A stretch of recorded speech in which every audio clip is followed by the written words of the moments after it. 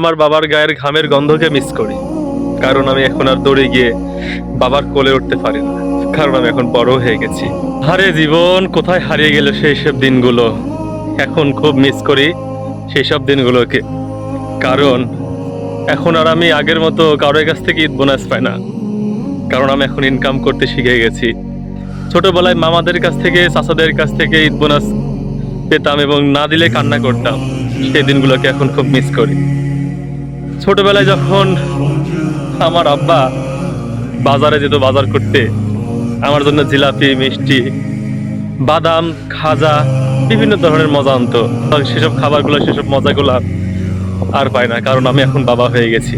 আমি এখন আমার সন্তানদের জন্য আমি আগের মতো আর বিকালে হলে খেলতে যাওয়া হয় না, কারণ এখন আমি কর্মে ব্যস্ত হয়ে গেছি। বন্ধুরাও এখন আর আমাকে সেভাবে খোঁজ খবর নেয় না, কারণ ওরাও ব্যস্ত। ওরাও এখন বিভিন্ন সংসার নিয়ে ব্যস্ত, কারণ তারা পরিবারের দায়িত্ব কাঁধে নিয়ে গেছে।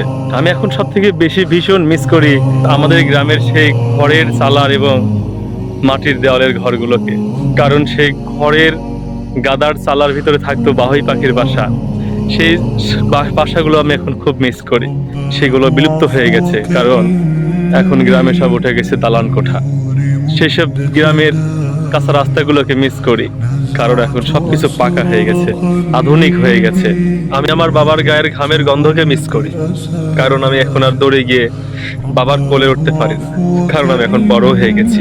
আমি আমার ছোট বেলাকে মিস করি, কারণ সে সময় ছিল না কোনো পরিবারের চাপ, কারো দায়িত্ব কাঁধে, তাই আমি ছোটবেলাকে মিস করি।